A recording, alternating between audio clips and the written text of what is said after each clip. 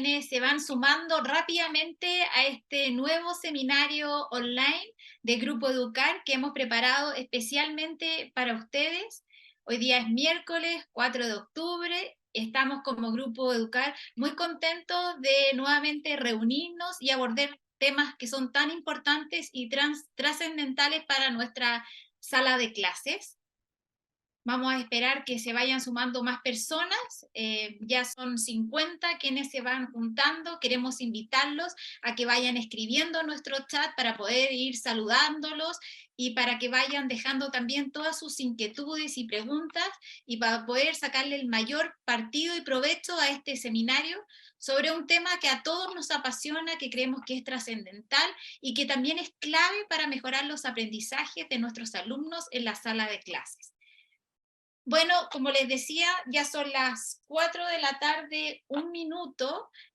Vamos a esperar algunos minutos más, de manera que se vayan incluyendo mayores cantidad de personas y podamos entre todos sacarle el mayor provecho a este seminario. Sana convivencia escolar, sí es posible. Como dije anteriormente, a todos quienes se van sumando, queremos saludar a nombre del Grupo Educar, a los profesores, profesoras, directores, directoras, a todas las personas del ámbito de educación que se encuentran junto a nosotros de manera online este día miércoles 4 de octubre. Como todos sabemos, el tema de la convivencia escolar se ha hecho más evidente, sobre todo especialmente luego de la pandemia.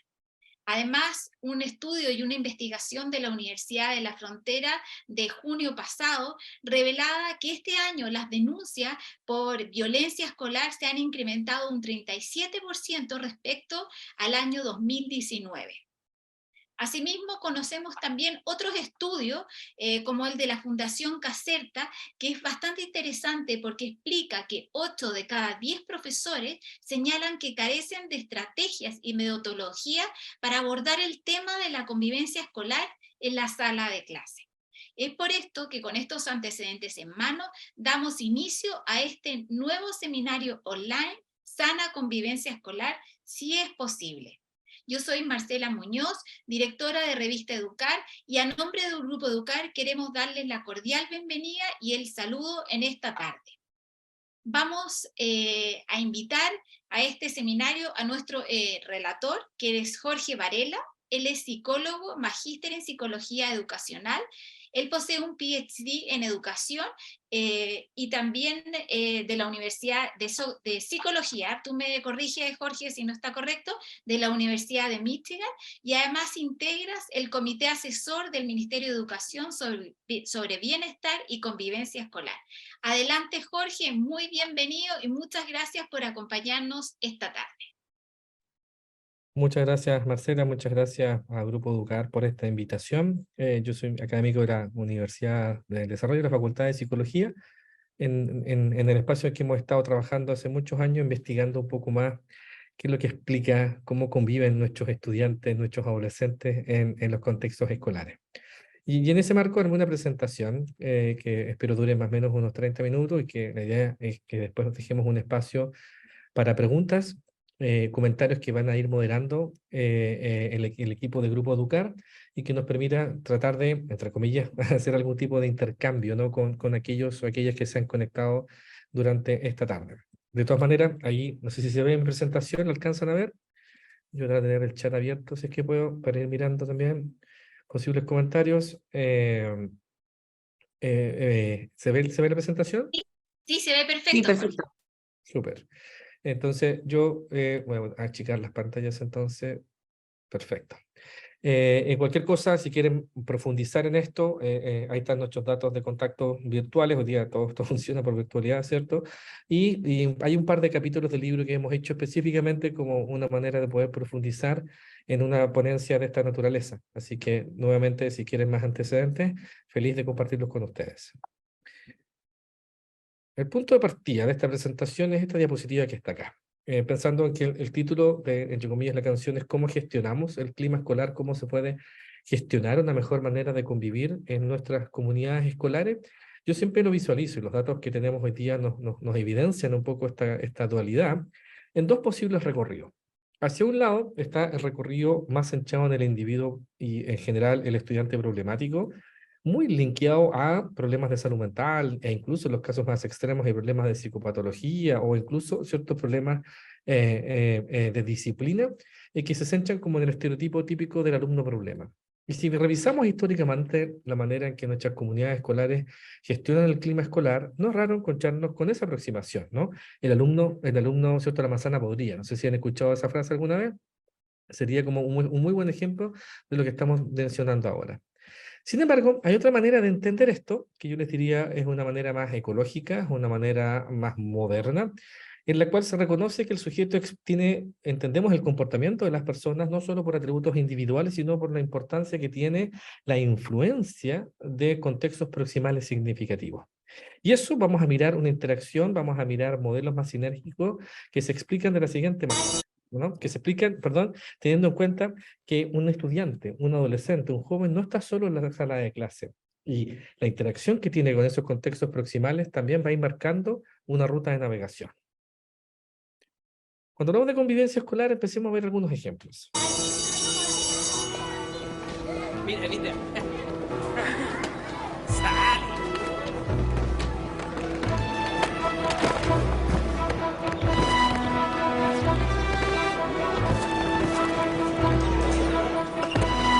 La convivencia escolar nos afecta a todos y es responsabilidad de cada uno de nosotros. Trabajemos juntos por una mejor convivencia escolar. Infórmate en www.convivenciaescolar.cl. Ministerio de Educación, Gobierno de Chile.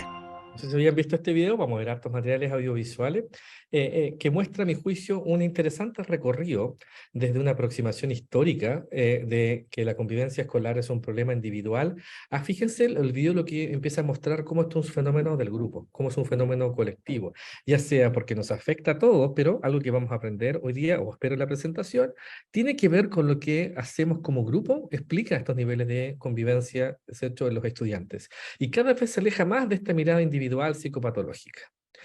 Por otro lado, el constructo de clima escolar o convivencia escolar, vamos a hablar ahora de clima escolar más que de convivencia escolar, tenemos mucha información que nos muestra que es un constructo multidimensional. Vamos a hablar de clima escolar más que de convivencia porque el constructo de clima es mucho más amplio y de hecho podríamos pensar que la convivencia es una dimensión del clima. Final del día es una percepción del entorno y lo interesante que tiene esto es que junto con ser multidimensional, lo cual abre una oportunidad de encontrar distintas facetas de este constructo, uno puede reconocer lo que se llama el clima de aula y uno puede reconocer cómo varía lo que pasa en la sala. De hecho, si aquí están conectados profesores o profesoras, y yo les haría la pregunta, ¿varía el clima de los estudiantes durante el día en nuestros colegios? Y probablemente la respuesta sea sí, ¿no? Y lo que más varía durante el día son los profesores o profesoras, los diseños instruccionales, las tareas que estamos haciendo. Y somos capaces, de hecho, dentro del gran constructo de clima dentro de una comunidad escolar, promover o encontrar lo que se llama el clima de aula, ¿cierto? Construir ese espacio dentro de un lugar en específico. Y me salté lo anterior, puse diapositivas acá mejor, porque podemos ver efectivamente distintas salas de clase y lo interesante de la vida en la escuela es que estos climas pueden coexistir. Pero al mismo tiempo, en esta mirada ecológica del clima escolar, lo que quiero tratar de enfatizar es que es muy importante entonces empezar a reconocer la influencia de distintas variables del contexto que van a explicar, ¿cierto?, los distintos niveles de clima en la sala de clase. Y ya no solo va a ser el alumno problema, ya no solo va a ser mi sala de clase, sino también va a afectar lo que esté pasando en mi entorno. Para ordenar lo anterior, yo les propongo que revisitemos una clasificación que hace un autor que se llama Jonathan Cohen del National School Climate Center en Estados Unidos, y que ellos proponen que la literatura de clima escolar o school climate se puede agrupar, se puede ordenar en 4 grandes dimensiones. La sensación de seguridad, los procesos de enseñanza-aprendizaje, las relaciones interpersonales, que es lo más parecido a convivencia escolar, e incluso la última dimensión que es medio ambiente e infraestructura. Entonces, cuando pensamos en qué es esto del clima, ¿cierto? No solo quiero enfatizar que es importante la multidimensionalidad, sino segundo, cómo se puede promover. Veamos ejemplos de distintas dimensiones, cómo estas se pueden promover. Primero, la sensación de seguridad. ¿Por qué es relevante la sensación de seguridad? Porque un estudiante que no se siente seguro en su colegio no aprende. No solo no lo pasa bien, sino que además no aprende. Y los datos que tenemos en Chile nos muestran que es posible, en las últimas encuestas nacionales, que estudiantes tengan temor en algunos lugares del colegio, tal como aparece en esta encuesta acá, incluso a sentirse seguros físicamente que los agreda algún compañero o alguna compañera. a tal punto de dejar de recorrer algunos lugares del colegio. Por lo tanto, si pensamos en intervenciones, la primera etapa sería preguntarse esto. ¿Hay lugares de mi colegio que mis estudiantes no visitan? Si es así, entonces, ¿qué es lo que tengo que hacer?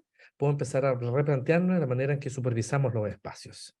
Segundo, la sensación de seguridad física es una dimensión, pero también hay una que se llama sensación de seguridad socioemocional, es decir, que yo me siento tranquilo, que nada me va a pasar. ¿Cuál es el problema que tenemos en esa segunda dimensión? Que este es el mismo encuesta nacional. 40.000 estudiantes en Chile, cuando les preguntamos a nivel nacional si contaban cuando les pasaba algo en el colegio, fíjense la cifra que está acá, la gran mayoría nos dice que no. Por lo tanto, como estrategia, la segunda idea sería, ¿qué metodologías tengo yo? O más bien, cuando un alumno lo está pasando mal en mi colegio, ¿tenemos la posibilidad de tener un dispositivo o una instancia para que ese estudiante pida ayuda? ¿Con quién habla un alumno que lo está pasando mal? ¿A quién le puede preguntar? ¿A quién le puede informar? El dato nacional nos va a decir que no van a pedir ayuda, lo cual es una señal de alerta. Sensación de seguridad es una, ¿cierto? Más vinculada quizá al aspecto físico, pero también es emocional. Y los datos entonces que nos movilizan es a mejorar nuestros sistemas de supervisión y detección. Una segunda dimensión de la enseñanza, lo que se llama procesos de enseñanza-aprendizaje, y que a mí me encanta porque nos desordena el mapa. ¿Por qué nos desordena el mapa? Porque habitualmente cuando pensamos en convivencia escolar tendemos a circunscribirlos a las horas de orientación o simplemente limitarlos en algunos espacios de formación en donde decimos ya, ahora vamos a trabajar la actividad de convivencia. Sin embargo, ¿qué sabemos de la literatura internacional? Y ni siquiera de la literatura internacional. Si vamos a una vía, si nos sentamos un día en una comunidad escolar, estamos todo el tiempo conviviendo. Estamos todo el día conviviendo. Por lo tanto, no es necesario pensar que solo se limita fortalecer el clima cuando yo tengo las horas de orientación. En cambio, yo puedo mirar otras dimensiones, como por ejemplo, los diseños instruccionales. Y eso es muy importante. ¿Por qué? Porque yo me puedo meter a mirar cómo son mis diseños de sala. ¿Cómo diseño lo que hago por la sala? ¿Cómo son mis planificaciones? ¿Qué metodologías utilizo? ¿Cómo promuevo la participación? ¿Y por qué es relevante? Porque la literatura internacional, y aquí si lo cruzamos con estudios, nos ha mostrado que atributos del diseño instruccional hacen una diferencia gigantesca. Un ejemplo súper concreto tiene que ver con las expectativas de nuestros docentes. ¿Por qué es relevante? ¿Han escuchado hablar del efecto Pigmalión? Durante los años 60 del siglo pasado se llevó a cabo en un pequeño instituto de California uno de los estudios psicológicos más importantes del siglo. Es lo que al final acabaría conociéndose como el efecto Pigmalión o el efecto Rosenthal. Robert Rosenthal era un psicólogo americano muy importante que dedicaba gran parte de su actividad a investigar cómo las expectativas que tenemos las personas acaban influyendo en lo que nosotros vemos a nuestro alrededor. Leonor Jacobson, por su lado, era la directora de un instituto de California, que un día se encontró con las investigaciones de Rosenthal en la prensa y le escribió una carta. Le escribió una carta para tratar de que colaboraran juntos y poder tratar de aplicar esos estudios que él estaba haciendo a sus alumnos. A partir de ese momento comenzaron a colaborar juntos y empezaron a diseñar un experimento que daría su inicio al principio del curso siguiente. Cuando comenzó el curso, cogieron a más de 300 alumnos del instituto de Jacobson y les pasaron pruebas de inteligencia. Querían ver cómo de inteligentes eran estos alumnos. Al repasar los resultados de las pruebas de inteligencia, pudieron comprobar que todos los alumnos tenían más o menos la misma inteligencia. No había ninguno que despuntara especialmente con respecto a los demás. Una vez hubieron comprobado que todos los alumnos tenían más o menos la misma capacidad, la misma inteligencia, cogieron al azar a un pequeño grupo de estos alumnos y escribieron unos informes falsos.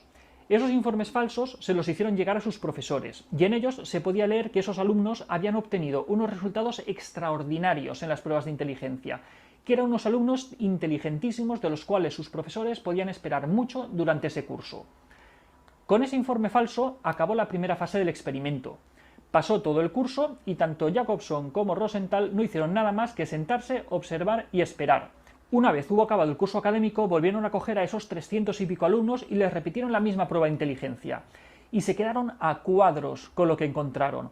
Ese pequeño grupo de alumnos a los que falsamente les habían atribuido una gran inteligencia, de los que habían escrito informes falsos diciendo que eran muy inteligentes cuando eran exactamente igual que el resto de sus compañeros, habían sacado unos resultados en inteligencia muy superiores al resto. ¿Qué es lo que había pasado ahí? Lo que había sucedido es que, mediante aquellos informes falsos que escribieron al principio del curso, Rosenthal y Jacobson habían manipulado las expectativas que tenían los profesores acerca de sus alumnos. Unos alumnos que inicialmente eran iguales al resto comenzaron a recibir de un modo inconsciente por parte de sus profesores un trato diferenciado. Mantenían más tiempo el contacto ocular con ellos. Cuando se equivocaban, no lo atribuían a que no tuvieran capacidades, sino a que quizás no habían comprendido bien el mensaje que les estaba dando su profesor. Por lo tanto, les repetían más veces que al resto las explicaciones. Les animaban más que a sus compañeros. Les daban una serie de oportunidades que el resto de compañeros no tenían. ¿Por qué? Porque sabían que podían esperar mucho de ellos.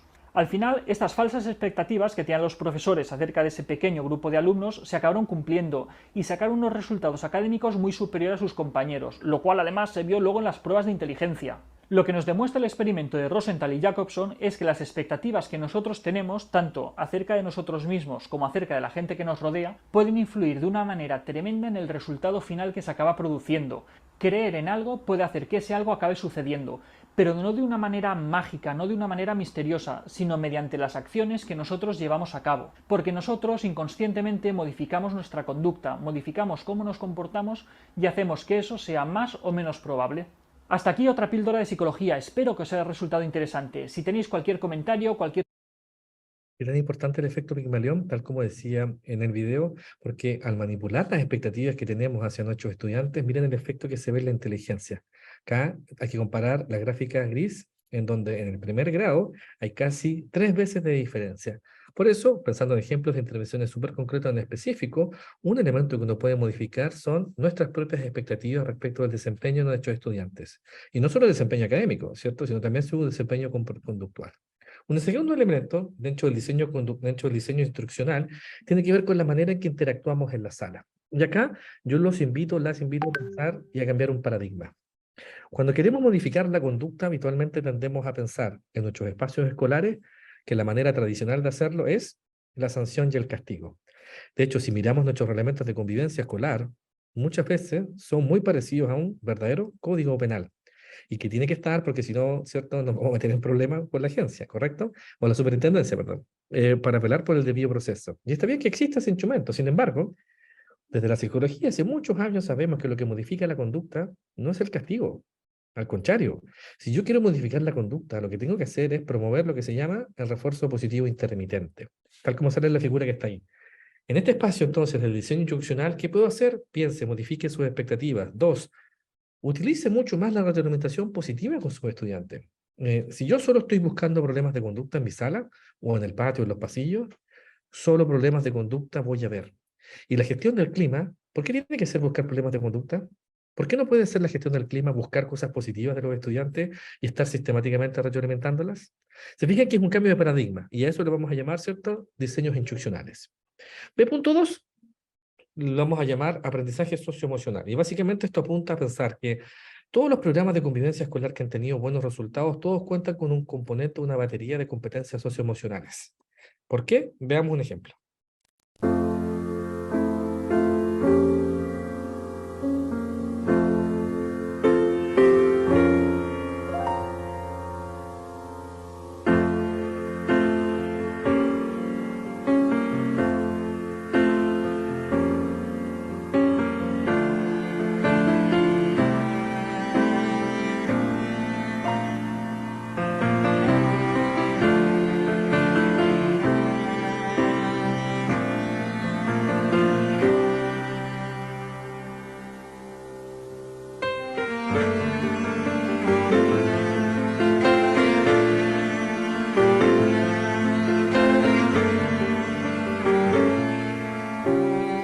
No te pedimos más de lo que puedas dar.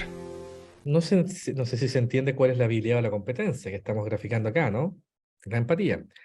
Como un ejemplo, ¿cierto?, de una competencia, una habilidad que es muy importante para aprender a convivir con otros. ¿Por qué? Porque esa es una habilidad que yo la puedo desarrollar a temprana edad, y que me va a permitir empezar a entender que lo que yo hago con mis compañeros tiene una consecuencia. Y lo que le pasa a mi compañero cuando yo me conecto con esa persona, tanto cognitivamente como emocionalmente, marca una diferencia, o puede marcar una diferencia en nuestro comportamiento.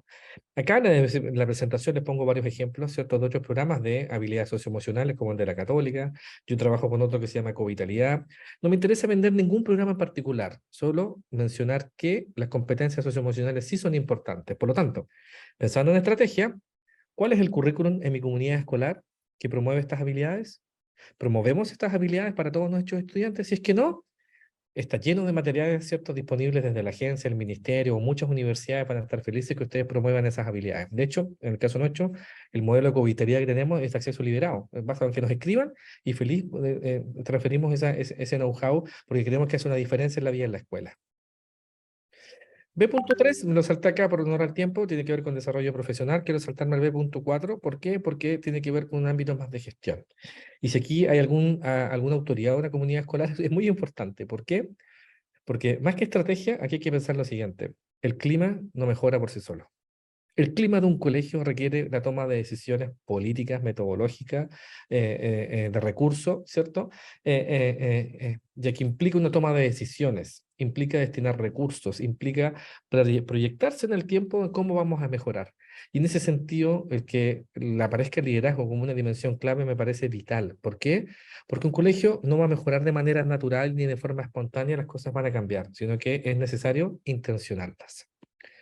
¿Cómo se intenciona? ¿Cómo funcionan los programas que tienen buenos resultados? ¿Cómo se estructura, por ejemplo, lo que hoy día propone el Mineduc, en alianza con varias universidades cuando hoy hablan del modelo escuela total? Se refieren a este diseño que está acá. Los programas que tienen buenos resultados no solo toman la decisión política de intencionarlo, sino que además organizan la manera en que trabajan teniendo en cuenta lo que se llama la prevención primaria, secundaria y terciaria que viene del mundo de la salud pública, que es el diseño que está acá. Es decir, van a haber estrategias que van a ir dirigidas a todos nuestros estudiantes. Por ejemplo, un currículum de habilidades socioemocionales, yo puedo tenerlo desde preescolar hasta cuarto medio y puedo meterlo en el currículum de mi colegio. Eso va a impactar, ¿cierto?, en la mayoría de los estudiantes, pero no va a impactar en todos y en todas. ¿Por qué? Porque eso es una estrategia que se llama que tiene un alto alcance, que es de apoyo universal, pero es una estrategia que tiene poca intensidad. Tradicionalmente, los colegios que hacen o hacen una actividad, ¿cierto?, una actividad de prevención universal o una de prevención terciaria. Aquí lo que propone el modelo es la combinación. ¿Qué quiere decir eso? Junto con desarrollar estrategias que van a ir dirigidas a todos los estudiantes, va a haber un grupo que no va a responder a eso. Por lo tanto, ¿qué es lo que necesito yo? Desarrollar estrategias de prevención secundarias, que es el triángulo amarillo que está ahí, las cuales van a aumentar en su intensidad, vean el triángulo que está acá abajo, pero van a disminuir en su alcance. ¿Por qué disminuyen en su alcance? Porque la cobertura es más pequeña. Entonces, yo ahí no trabajo con todos los alumnos, sino, por ejemplo, puedo trabajar con un grupo de estudiantes a los cuales los invito en la tarde, a talleres de habilidades socioemocionales, por ejemplo, a talleres de deporte, a talleres culturales, como una excusa en donde a la base, por ejemplo, siga trabajando estas competencias socioemocionales. ¿Esa metodología resuelve todo? No. Junto con tener prevención primaria, que es la parte verde, prevención secundaria, que es la parte amarilla, aún así van a haber estudiantes que no van a responder a estos dos tipos de estrategias. ¿Qué necesito yo? Entonces, aumentar la intensidad, que es el triángulo que está acá abajo, pero disminuir la cobertura, es decir, ir ya al foco de estudiantes de características, entre comillas, más problemáticas, estudiantes que requieren un apoyo que se llama más focalizado. Entonces, por ejemplo, hay programas de intervención que en la punta del triángulo contratan trabajadores sociales y van a visitar a esos estudiantes a sus casas. Entonces, lo que quiero que les quede como idea, ¿cierto?, de esta parte del liderazgo, una es la toma de decisiones, dos es el diseño de las intervenciones. Porque nuestros colegios no es que no hagan nada para fortalecer el clima escolar, pero muchas veces hacen solo una parte de este triángulo. Lo que marca un éxito, lo que ha demostrado tener mejores resultados, es cuando yo logro combinar estos niveles a lo largo del tiempo. C, o A, sensación de seguridad. B, procesos de enseñanza-aprendizaje. C, relaciones interpersonales, que es lo más parecido a convivencia escolar. Específicamente, podemos pensar en 3 subdimensiones: respeto por la diversidad, comunidad escolar y colaboración, y desarrollo moral. Respeto por la diversidad es importante, es súper importante. ¿Por qué? Porque históricamente los datos nacionales que tenemos en Chile nos muestran que estudiantes en nuestro país han reportado que han sido víctimas de agresiones por ser distintos, por pensar distintos, por verse diferente, por su color de piel, por su origen socioeconómico, por su orientación religiosa, por su orientación sexual.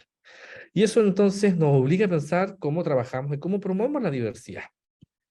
Ejemplos de intervenciones, hay montones. Un ejemplo súper específico que tomé de Fundación Todo Mejora para trabajar la diversidad sexual.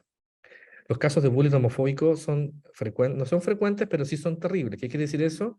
Que las consecuencias que tienen ese tipo de comportamientos son peores para la salud mental, sobre todo para las minorías sexuales, ya que incrementa la ideación suicida. Y de hecho, uno de los últimos casos de suicidio fue un estudiante de la ciudad de Copiapó. El caso del MATI, que de hecho hoy día se está discutiendo la ley MATI a raíz de generar un mayor resguardo para las minorías sexuales en los colegios. Y en este caso este estudiante no toleró, ¿cierto?, la poca tolerancia que había con respecto a su orientación sexual. ¿Cómo se interviene esto? Hay distintas maneras de hacerlo. Un componente es trabajar nuestras creencias. Acá yo tomé prestado esto de Todo Mejora y uno puede jugar a responder a estas preguntas. Si estuviésemos en vivo en un taller, yo les haría esta pregunta, ¿no? Les diría, a ver, respondan cada una de estas. Los gays, ¿son amanerados? ¿Y las lesbianas son amachadas o no? Y básicamente hay que responder verdadero y falso, ¿ya? No lo vamos a hacer ahora porque no alcanzamos a hacerlo, pero se los quiero poner como ejemplo, ¿no? La homosexualidad y bisexualidad, ¿son enfermedades mentales? ¿Tienen tratamiento y pueden llegar a ser contagiosas? Revisemos eso, a modo de ejemplo. La primera, no. Toda persona homosexual y heterosexual puede tener comportamientos más masculinos, más femeninos que otros. La orientación sexual no condiciona o determina tu expresión de género. Y la otra que leímos no es una enfermedad. ¿Por qué la leí a propósito? Aunque ustedes no lo crean, la conmemoración del Día de la Diversidad Sexual se celebra como un hito cuando la homosexualidad fue sacada de los libros de psicología y de psicología clínica y psiquiátrica, en la cual era caracterizada como una patología. Y por ende una enfermedad. Y no estamos hablando hace 100 años atrás. Por lo tanto, es un mensaje muy potente que hay que dar como sociedad que la orientación sexual, ¿cierto?, no hetero, no es una enfermedad por ningún motivo. Aunque no lo crean, así era considerado por los especialistas en salud hace unos años atrás. En fin, cuando yo trabajo sexualidad en los colegios es muy importante revisar nuestras creencias. Jorge, ¿te puedo interrumpir un segundo? Quería recordarles que vayan dejando anotados en el chat las preguntas para poder, luego que termine Jorge su, ¿cómo se llama? Su charla, gracias, podamos ir tomando de ahí las preguntas, porque hay muchas personas que se han ido sumando a este seminario y ellas no nos escucharon esto. Por favor, vayan dejando sus preguntas y porque el tiempo va pasando rápido. Si quieres vas avanzando en los otros temas. Sí, vayan haciendo sus preguntas porque la idea es que la exposición no dure más de 30 minutos y después sea un espacio de conversación. C.1, entonces, respeto por la diversidad, ¿cómo se trabaja esto? Yo las invito a trabajar las creencias, son importantes porque guían tu comportamiento, porque cejan tu comportamiento. Los que hacen talleres de sexualidades, el punto de partida, revisa tus propias creencias en torno a la sexualidad. ¿Y por qué es relevante también en Chile? Porque, mira, aquí se me desordenaba la diapositiva, esta era la anterior. Es importante el trabajo de la diversidad porque hoy día estudiantes en nuestro país, ¿cierto?, señalan que los han agredido físicamente por este tema. Pero en especial porque estudiantes de estudios de Todo Mejora han encuestado a estudiantes y han escuchado un dato terrible. Y dice, cerca del 80% de los adolescentes que participó de esos estudios había escuchado comentarios homofóbicos en su colegio, no de compañeros, sino de parte de algún adulto. Por lo tanto, cuando trabajamos respeto por la diversidad, yo creo que el punto de partida es que conversar en el mundo adulto cuáles son las creencias que tenemos en torno a esto. ¿Por qué? Porque tal como les decía, como lo que dice acá Todo Mejora, los estudiantes que son parte de una minoría sexual lo pasan re mal en los colegios y parte de la victimización se asocia específicamente a eso, a la diversidad sexual. Veamos más ejemplos de intervenciones ahora, ¿cierto?, con respecto a la orientación o con respecto al género. El género es algo que se enseña, algo que se puede modificar y algo que se construye. This afternoon, we're going to draw people doing different jobs. And the first job we're going to draw is a firefighter. Have a think in your head what a firefighter looks like. We're doing a firefighter. What's your firefighter called? Mine's called Firefighter Gary. Firefighter Stan. Firefighter Simon. He's big and strong. He's got a big helmet on. That's brilliant, isn't it? Next, we're going to draw a surgeon. Have you thought of a name for your surgeon? Jim Bob. Jim Bob. He's a brain surgeon. I think he would wear a stethoscope. He gives you medicine. That's his ambulance. Okay, next, we're going to draw a fighter pilot. This is his jet plane. He rescues people. He likes to do stunts in the air and stuff. Okay, now who would like to meet these people for real? Yeah!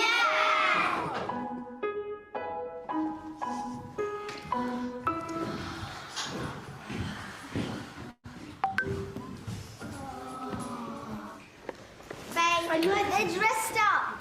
My name's Tamsin and I'm a surgeon in the NHS. My name's Lauren and I'm a pilot in the Royal Air Force. My name's Lucy. I'm a firefighter in the London Fire Brigade. So who wants to know how to do an operation? Who's putting it on? I'm trying my stethoscope. We put this in here. There you go. Now you're a proper fighter pilot. So into your ears. Can you hear that? Yeah. It's really good. It's much better, yeah, it's much better than my kids' one.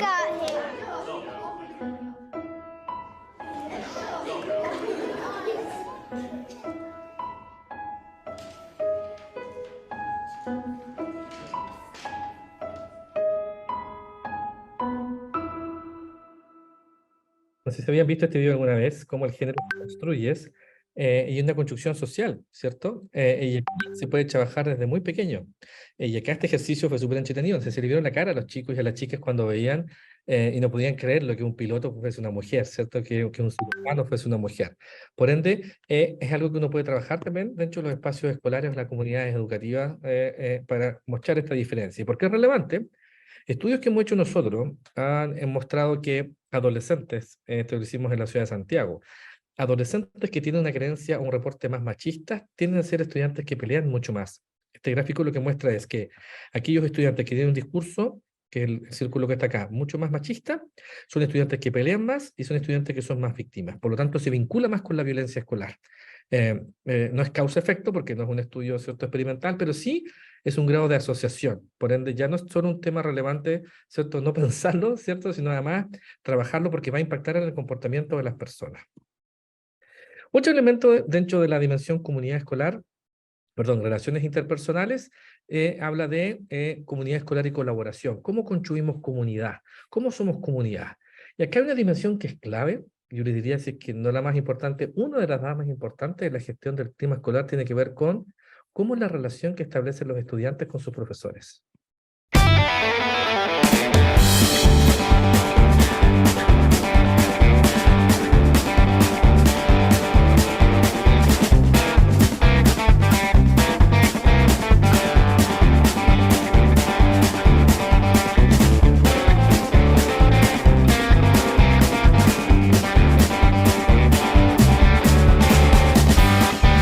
For me, I think the most critical component is the relationship, the rapport you build with your students, because I think sometimes it can go underrated or overlooked, that relationship aspect, because before I'm able to deliver a substantial amount of content to them, they have to buy into me.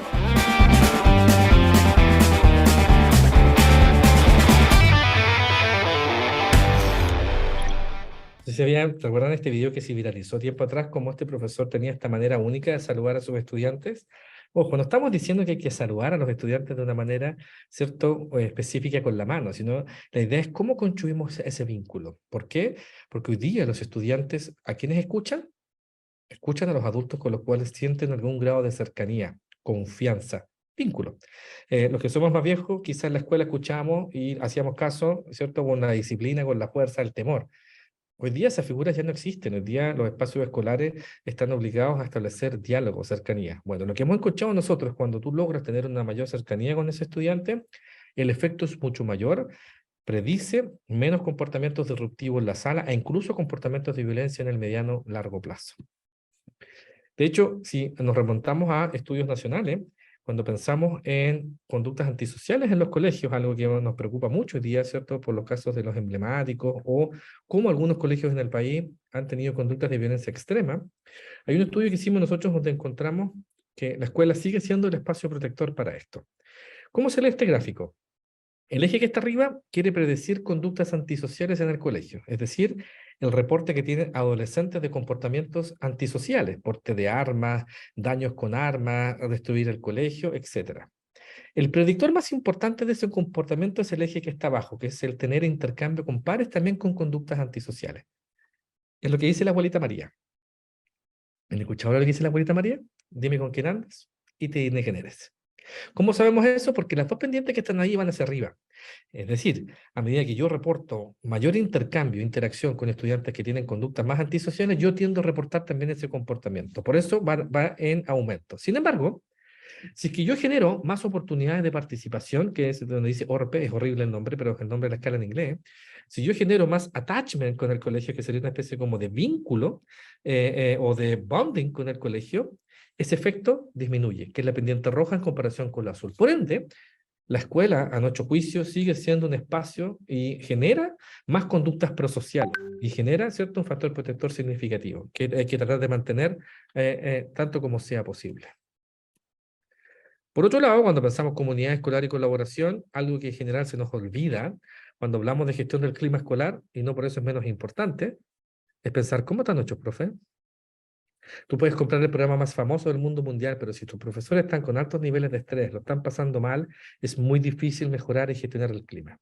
Aquí les muestro algunas gráficas de algunos estudios que hicimos en pandemia con profesores en todo Chile, e incluso lo replicamos en 4 países de América Latina, y efectivamente los profesores se estresaron durante la pandemia. Y claramente, ¿no? Les pusimos un desafío de reinventar al colegio, una institución que tiene, ¿cierto?, años, aplazarlas a una plataforma o a distancia, a pesar de estar todos viviendo altos niveles de estrés. Y yo honestamente admiré a nuestros profesores en nuestro país durante la pandemia. ¿Qué encontramos nosotros con estos estudios? No solo estudios descriptivos, que vimos efectivamente el desgaste aumentó y hubo muchos niveles de estrés, sobre todo en profesores más jóvenes, en comparación con profesores con más experiencia. Pero lo más importante de nosotros es que encontramos esto. Quiero mostrarles el resultado. Voy a partir de acá. Encontramos que profesores que estaban con altos niveles de estrés tenían mucho menos bienestar, que es esa escala de well-being. Y eso lo he explicado a través de menos efectos positivos y más efectos negativos. Sin embargo, encontramos un factor protector. ¿Cómo? Aquellos profesores que tenían altos niveles de estrés, que es el eje que está acá, tenían menos bienestar. Por eso las dos pendientes van hacia abajo. Sin embargo, aquellos profesores y profesoras que percibieron un mayor apoyo social por parte de su comunidad escolar, apoderados, estudiantes y colegas, el efecto fue menor, que es la pendiente que está con puntos. Lo cual, por ende, esa dimensión del clima de comunidad escolar y colaboración se transforma entonces en un factor protector. De ahí que insistimos nosotros que es tan importante fortalecer las redes entre profesores y profesoras o la idea de comunidad escolar para prevenir, para potenciar o para promover, ¿cierto? O para ser un factor protector frente a los altos niveles de estrés que a veces podemos experimentar durante la docencia. Y finalmente, ya me pasé un par de minutos, pero esta es la última dimensión, es el espacio físico. Hasta ahora hemos hablado del currículum, hemos hablado de la supervisión, hemos hablado de lo que pasa en la sala, ¿cierto? Hemos hablado de nuestros profesores y profesoras. Hay una última dimensión de gestión del clima que tiene que ver con el espacio físico. La luz, la temperatura, los colores, la limpieza también guían nuestro comportamiento. Cuando estoy en un lugar que está abandonado, las conductas de las personas tienden a ser más destructivas. Se le llama la teoría de las ventanas rotas. Por ende, cuando intervenimos, una última dimensión que uno puede modificar o intervenir es la infraestructura. Los colores, los espacios físicos, invitar a participar, a intervenir esos espacios. Aquí les muestro una fotografía de ejemplos de programas de intervención. Por ejemplo, el que está a la izquierda, que es de Oregon. Yo visité esos colegios en Estados Unidos y, por ejemplo, las salas de clases eran peceras. ¿Por qué eran peceras? Porque mientras estaban haciendo clases, ellos tenían vista en 360 grados al colegio y por ende podían supervisar todo lo que pasaba a su alrededor. El material que está abajo es de Macarena Rao, una arquitecta chilena que hace lo mismo, invita a revisitar su espacio escolar, a rediseñarlo en pro de cómo se puede mejorar la convivencia escolar, pero en este caso, modificando la infraestructura. O también hay metodologías, por ejemplo, que se llaman supervisión de recreo, que te muestran y te modelan metodologías activas, participativas y bien dinámicas de cómo se pueden supervisar los recreos, en donde no se buscan problemas de conducta, sino al contrario, se buscan cosas positivas de los estudiantes.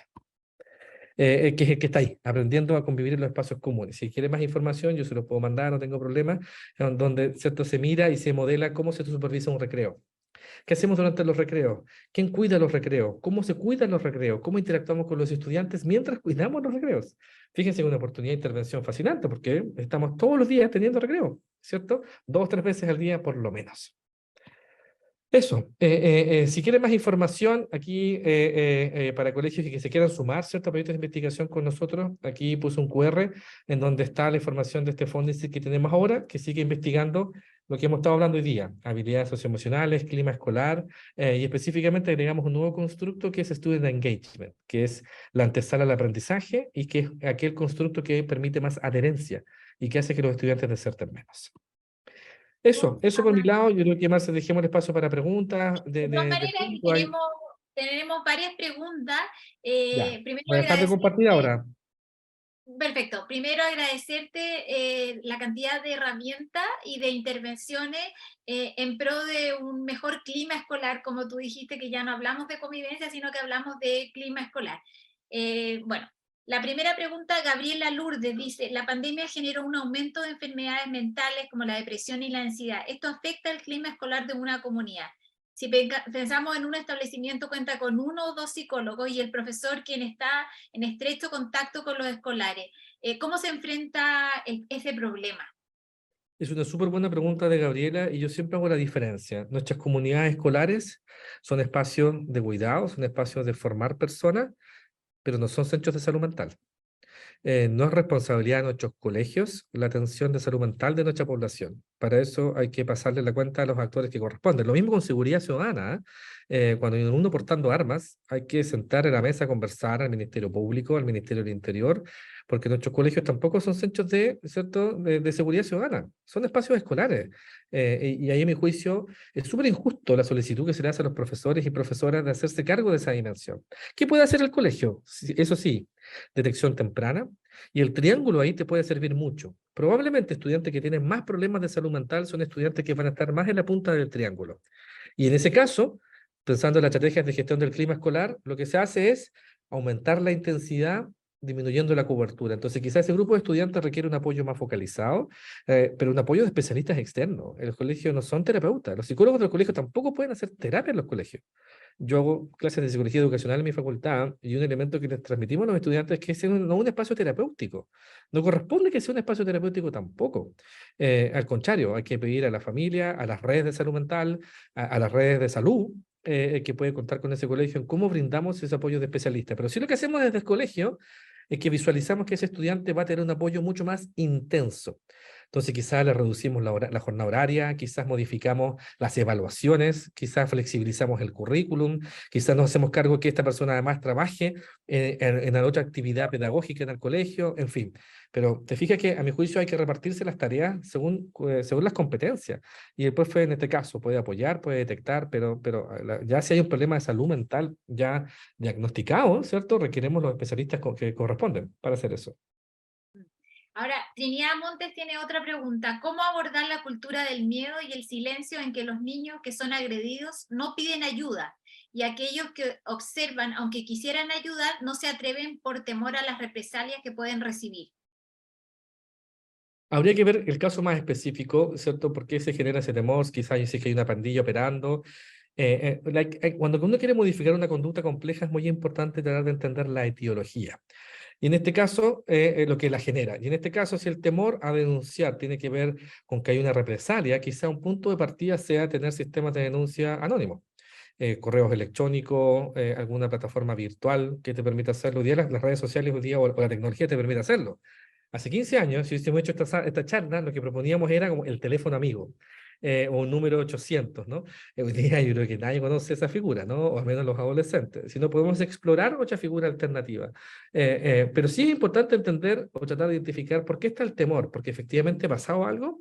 Porque yo he visto que la gente no denuncia, no tanto por el temor a la represalia, sino que la gente no denuncia, ¿saben por qué? Porque no pasa nada. Porque no hay consecuencia.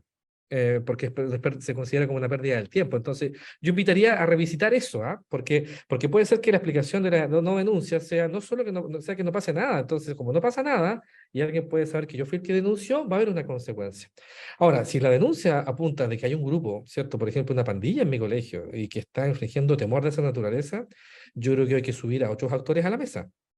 Ese alumno, si está portando un arma, esa arma la sacó del barrio, la sacó en la casa. Por lo tanto, hay que tener una conversación con otros actores para entender por qué ese alumno está portando armas. ¿Está portando armas porque hay algo en el colegio o algo en el barrio? El colegio no puede solo responder a ese tipo de comportamiento, porque su etiología no tiene que ver solo con algo que tengo con mi compañero al lado, sino que puede estar respondiendo a un fenómeno más comunitario. Exacto. Sebastián Rivera dice, ¿de qué manera se puede trabajar el desgaste docente respecto al fortalecimiento y trabajo relacionado con las habilidades socioemocionales? Yo creo que lo primero, Sebastián, es reconocer que el recurso más importante de tu colegio son tus profesores. Y yo creo que el punto de partida es una decisión política. Yo he estado en comunidades escolares donde El punto de inicio de la gestión del clima escolar es asegurarte que tus profesores y profesoras estén en condiciones de hacerlo, y los directivos, los que tienen cargos de gestión, su mandato es velar porque ese profesor o profesora pueda hacer bien su trabajo. Y es una decisión política. Ahora, la bajada de eso va a variar. Por ejemplo, hay intervenciones que hacen actividades de autoayuda. Hay otras intervenciones que hacen el triángulo. Hay profesores que requieren apoyo a veces de salud o apoyo profesional. Hay profesores que requieren apoyos metodológicos muchas veces, ¿no? Sin ir más lejos, yo siempre me saco el sombrero, siempre digo la misma broma. Imagínate que estás en noviembre, estás enseñando una clase compleja a estudiantes de octavo, primero medio, noviembre, en una zona céntrica del país. En noviembre hacen 40 grados, con 40 adolescentes en la sala. Si tú eres capaz de mantenerlos atentos a las 3 de la tarde un día viernes, tienes mi absoluta admiración. Yo tengo 2 hijos preadolescentes y me aburren después de 10 minutos. Entonces, ¿a qué lo voy con esta broma? Eso requiere una habilidad a veces que requiere apoyo de terceras personas.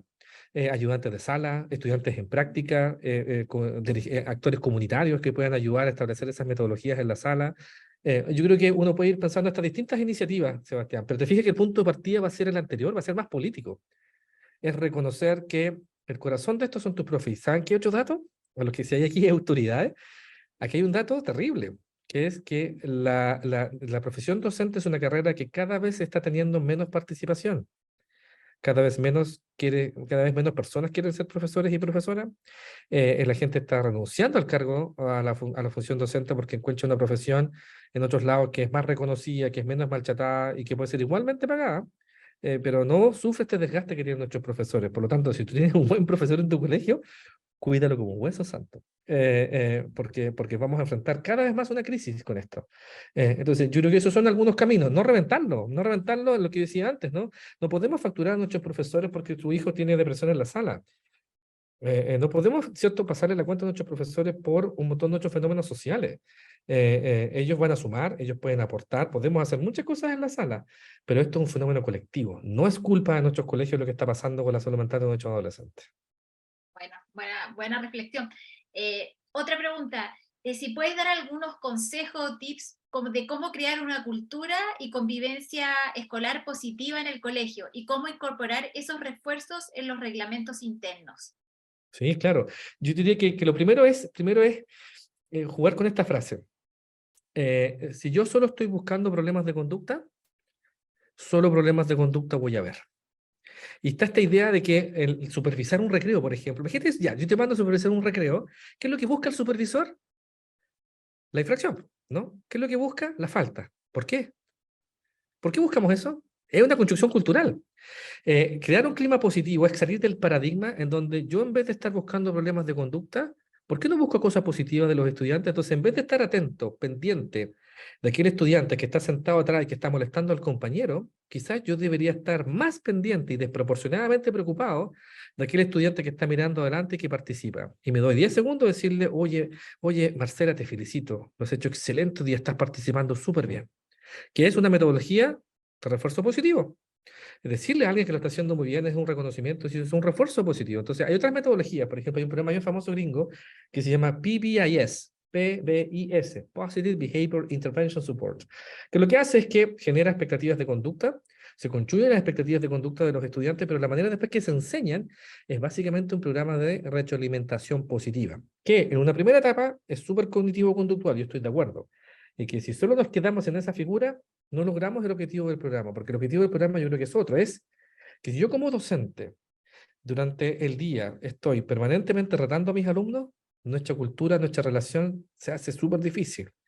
Pero imagínate que si durante el día, yo tengo 100 interacciones con mis estudiantes durante el día, ¿qué pasaría si de esas 100, 95 son: oye, te felicito, Claudio; oye, Sebastián, qué buena pregunta; oye, Marcela, me encanta cómo has participado hoy día; oye, Juan, excelente participación, estás muy concentrado; oye, Juanito, el partido del sábado lo ganaron, pusiste mucho esfuerzo, ese es el espíritu del colegio. Imagínate si estás todo el día haciendo eso. Lo que hemos encontrado nosotros en algunos programas y en algunas evaluaciones de programa, incluso en Chile, es que mejora el clima. Y eso puede ser un punto de partida para generar esta cultura positiva, Sebastián. Pero lo más importante es la frase anterior. Si yo solo estoy buscando problemas de conducta, solo problemas de conducta voy a ver. Y eso por alguna razón pensamos que es gestionar el clima, y no debería ser gestionar el clima, porque nosotros podemos cambiar el paradigma. Perfectamente podemos hacerlo. mencionan que todo este tema de las intervenciones significan mayor cantidad de recursos, y ahí hay muchas limitaciones. No sé cuál es tu opinión al respecto. Te felicito, lo estás haciendo excelente. Estoy súper orgulloso de ti. ¿Cuánto me costó hacer eso? Sí, claro, si yo quiero regalar un auto, sí, seguro. Pero el refuerzo no es solamente algo tangible, caro, económico. Junta 40 hojas de papel, córtalas en 20 pedazos, cada una tiene 200 hojas de papel. Pon una carita feliz y entregue esa hojita a ese niño y diciéndole, hoy día hiciste un trabajo excelente. ¿Has visto la cara de un niño cuando le entrega una hoja de papel que dice, hoy día lo hiciste excelente? El punto es que eso no lo hacemos todo el año, lo hacemos una vez en el año. Entonces, cuando decimos refuerzos, ojo, no nos referimos a lo tangible. Claro, si tú tienes la posibilidad de gestionar recursos, gestionar premios, bienvenido sea. Pero el espíritu de esto no es gastarse la plata, el espíritu de esto es que yo esté permanentemente reconociéndote, felicitándote, dándote, ¿cierto? Dándote un input positivo. Y eso creo yo, ¿cuál es el costo de eso? Tiempo. Otra pregunta que nos llegó por interno es, tú hablaste de lo importante que era para los profesores el apoyo social, y cuando ellos estaban, de acuerdo a ese estudio que mostraste, ellos estaban estresados con burnout, generalmente tenían un menor bienestar, a no ser que Correcto. tuvieran un mayor apoyo social de su comunidad. ¿En qué se traduce concretamente? ¿Significa ese refuerzo positivo de parte del director hacia su equipo, a sus profesores, hacia su comunidad educativa? En concreto, un profesor que un director, sí, perdón. Sí, te cacho. Mira, una limitación de los estudios cuantitativos, o sea, una ventaja de los estudios cuantitativos es que podemos generalizar un poco más. Pero una desventaja es que hay ciertos procesos que no podemos entrar en su complejidad. Entonces, la escala básicamente preguntaba si usted se sentía escuchado por parte de su colegio, si usted percibía apoyo así de amplio, usted si necesitaba algo y lo pedía, se lo entregaban. No me acuerdo los 8 ítems, pero eso es lo que medía esta escala de apoyo social. Ahora, sería súper interesante hacer un foco más cualitativo. ¿Qué quiere decir eso? Sentirse parte, sentir escuchado, tener desarrollo profesional, tener espacios de instancias de catarsis, tener espacios de retroalimentación. Yo diría que eso es noticia en desarrollo. Nosotros ahora estamos haciendo una continuación de ese estudio longitudinal con profesores en Chile, pero estamos midiendo autoeficacia y estamos tratando de ver cómo la autoeficacia predice muchas cosas positivas en la sala, ¿no? No solo los estudiantes, sino nuestros profesores y profesoras, cuán competentes se sienten para hacer algo y cómo eso afecta a la convivencia escolar. Pero es una buena pregunta, que yo creo que ahora un segundo estudio debería ser más cualitativo, acercarse a eso. ¿Qué es ese apoyo social? Una bajada más concreta, o noticia en desarrollo, la verdad. Francisco Fernando Bustos, no sé si es Francisco Fernando, dice, falta también una mayor preparación de pregrado a los docentes en esta materia. En plan común, todo se traduce a psicología evolutiva, pero no a todo lo multifactorial. Totalmente de acuerdo con él. Aquí yo tengo una diapositiva que hemos hecho en esta clase, pero teníamos poquito tiempo, de un estudio que hizo de evaluación del currículum de las carreras de pregrado, y efectivamente había un déficit en toda esta parte de salud mental, desarrollo socioafectivo. Ay, perdona, me formativo. dicen que no es Francisco ni Fernando, es Fernanda. Ahí lo aclaré, el nombre. Súper. Gracias, Fernanda. Totalmente de acuerdo, Fernanda. Ahí hay un tema de cómo podemos pensar en actualizar nuestras carreras de pregrado en relación con eso. Efectivamente hay un déficit. Por lo tanto, pensando en la gestión del clima, ya está ese déficit de afuera, tú ya sabes que tu profe no va a llegar con esas herramientas. Por lo tanto, quizás lo que yo puedo intencionar desde mi comunidad escolar es un muy buen programa de capacitación y entrenamiento, porque sé que no lo van a adquirir en la formación de pregrado. Por ende, yo me adelanto a esa amenaza pensando en FODA, ¿cierto? Me adelanto a esa amenaza que no puedo controlar, pero sí transformo en esa, me hago cargo de esa debilidad, que es el profe no tiene esta competencia. Entonces la puedo formar, la puedo entrenar, la puedo modelar, ¿cierto? Puedo poner un ayudante en la sala mientras la aprenda, puedo poner profes pares, un profe que lo hace muy bien, puedo entonces pedirle a este profe que sea un tutor de un profesor que no lo sabe hacer tan bien y que le ayude a hacerlo. En fin, creo que hay varias maneras de hacerlo. O un acompañamiento, como dice ahí Nadia ahí en el chat. Sí, podría ser un acompañamiento perfectamente, si ambos profes están dispuestos, obviamente. Exactamente. Otra pregunta, hablaste sobre la sensación de seguridad de los alumnos al interior de sus colegios. En qué grado afecta este índice y cuánto afecta la infraestructura del colegio en ese sentido? Muchísimo, muchísimo. La sensación de seguridad tiene que ver con los mecanismos de supervisión y la distribución de los espacios físicos. Por ejemplo, hay una diapositiva que no puse, que le preguntamos, ponle nota de la sensación de seguridad a los lugares del colegio. Adivinen cuál es la que tiene la peor nota. los baños, patios y pasillos. Y la que tiene mejor nota, ahí puso Fernanda. Fernanda. Fernanda. Sí. Fernanda puso los baños. Efectivamente, a nivel nacional, en promedio, es la que tiene peor evaluación, porque es la que se siente más insegura. Y en el otro extremo, la biblioteca, es la que se sentía más seguro. Entonces, ¿cómo afecta? Afecta el diseño, pero también afecta cómo yo superviso y habito esos espacios, porque los baños en general no los supervisamos. Bastaría con poner una persona a punto fijo fuera del baño, van a bajar, aumenta al doble la sensación de seguridad. Lo difícil de eso es tener una persona que esté ahí a punto fijo en todos los recreos. Y dentro de los elementos que afectan la sana convivencia, la sensación de seguridad, ¿es uno de los más relevantes a tu parecer? Son todas estas dimensiones importantes, difícil ponderarla una más que otra. Lo que yo creo importante, y por eso este modelo COE me gusta, es que te muestra la multifactorialidad. Entonces, es una, sensación de seguridad es una, lo que pasa en la sala de clase, enseñanza-aprendizaje es otra, convivencia escolar es otra. ¿Te fijas? Yo creo que no hay, es difícil hacerlas competir. Por eso programas buenos de convivencia escolar son multidimensionales, trabajan varias de estas dimensiones. Otra de las preguntas era, antiguamente se veía el tema de la convivencia como un tema individual y tú nos explicaste que pasaba a un tema colectivo en que multifactorial. ¿De qué manera se ha ido produciendo esa evolución o eso, y ese conocimiento es transversal en nuestra comunidad educativa o todavía...?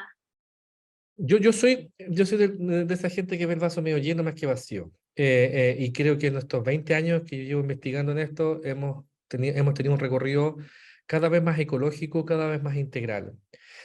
La primera política de convivencia escolar, no sé si saben de dónde nace la convivencia escolar en el sistema escolar chileno, dónde los que trabajaban en esto, de dónde estaba, era como parte de las tareas del Departamento de Educación Extraescolar, en una oficina en el centro de Santiago. Imaginen, hermano, pobre que éramos así como un primo que nadie se acordaba que veía cada 15 años en los funerales. Y en menos de 20 años, imagínate cómo hemos avanzado en tener políticas de convivencia escolar, en lo que hace, por ejemplo, la agencia cuando habla que la calidad ya no es solo el CIMSE, sino que vamos a mirar otros indicadores para hablar de calidad, en contar con psicólogos o especialistas en salud mental en los colegios, gracias a la ley de violencia escolar. Hace 10, 15 años atrás, o los que somos más viejos cuando fuimos al colegio, no había por dónde encontrar algo parecido.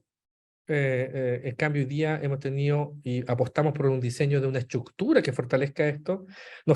Claramente nos falta un montón, pero si veamos en poco tiempo, cuánto hemos avanzado. Yo soy estoy contento porque creo que hemos avanzado un montón en poco tiempo. Actualmente es súper interesante cómo hablamos de una política de bienestar y convivencia. Hace 10 años, ¿quién hablaba de bienestar? La gente que hablaba de psicología positiva, pero nadie más. ¿No? Era un conjunto que nadie en realidad le interesaba mucho. Habilidades socioemocionales, ¿quién hablaba de esto? Con suerte en los 90 hablamos de los OFT. ¿Se acuerdan de los OFT o no? Objetivos fundamentales transversales.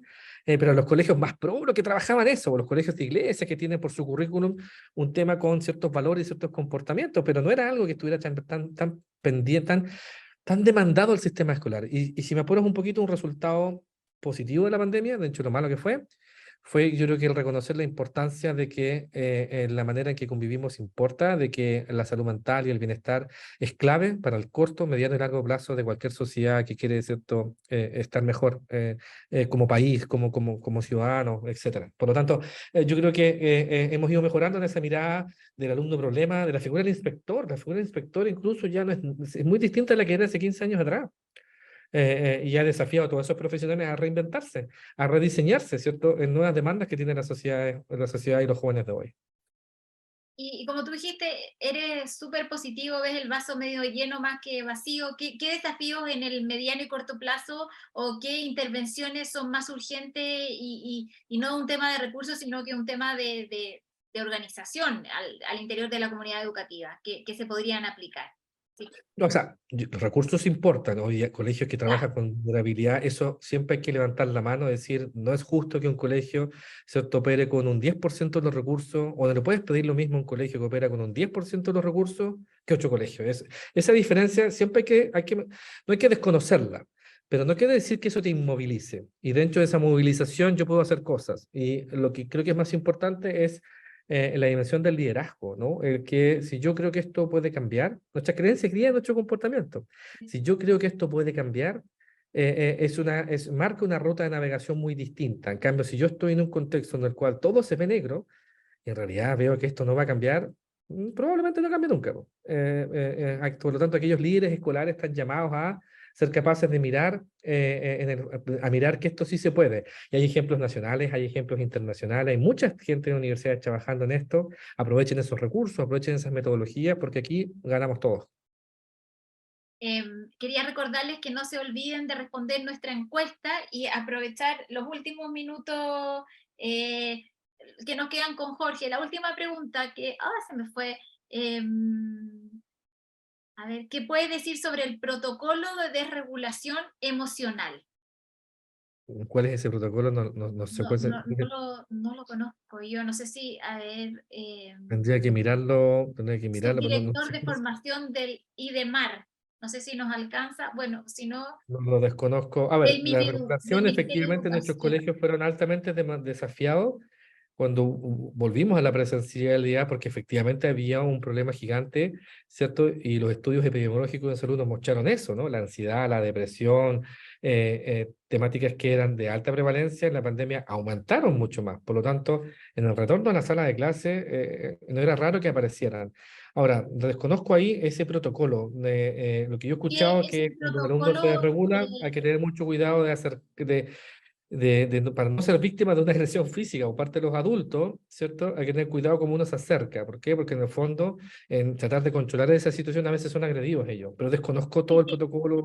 Es un protocolo nuevo para abordar las desregulaciones intensas en los niños, para los niños TEA principalmente. Me lo anoto como tarea, porque no lo desconozco, me lo anoto como tarea. Ahora, ¿qué respondemos a eso? De lo que vimos en esta charla es lo que va a mejorar el clima no es solo un protocolo, sino el que eso forme parte de una política, de una serie de acciones. Si solo yo soy capaz de ejecutar ese protocolo y nada más, independiente que sea bueno o malo, va a ser difícil que mejore el clima, porque requiere una mirada holística y requiere, ¿cierto?, una intervención en todas estas dimensiones, o al menos en algunas, ¿no? Porque si yo solo trabajo con el alumno problema, es difícil que mejore el clima. Buenísimo. Y con esos desafíos, con ese vaso medio lleno y con el hecho de que estamos todos involucrados en poder generar un clima, una sana convivencia, un sano clima escolar, vamos cerrando nuestro seminario a nombre del Grupo Educar. Una sana convivencia escolar, si es posible. Queremos agradecer a las más de 150 personas que nos ayudaron a reflexionar, abordar este tema, y pudimos entre todos conocer las estrategias y herramientas que Jorge nos dio a conocer para, justamente con el objetivo siempre de mejorar el aprendizaje de nuestros alumnos. También recordarles que respondan nuestra encuesta, porque como siempre les decimos, es la única forma que tenemos de seguir mejorando. Y a nombre del Grupo Educar, gracias Jorge Varela, nuestro destacado psicólogo, con un extenso currículo y mucho conocimiento en materia de convivencia escolar, y a todos quienes nos acompañaron, los esperamos en una nueva oportunidad y en un nuevo seminario que con mucho cariño preparamos para ustedes. Muchas gracias Vero Tagle también por ayudarnos. La Vero está tras bambalinas y es la que se encarga de que todo siga funcionando muy bien. Gracias Vero, gracias Jorge, y nos vemos en otra oportunidad. Gracias a ustedes por la invitación, también redes de contacto ahí si quieren seguir dialogando. Gracias por la invitación, que estén muy bien.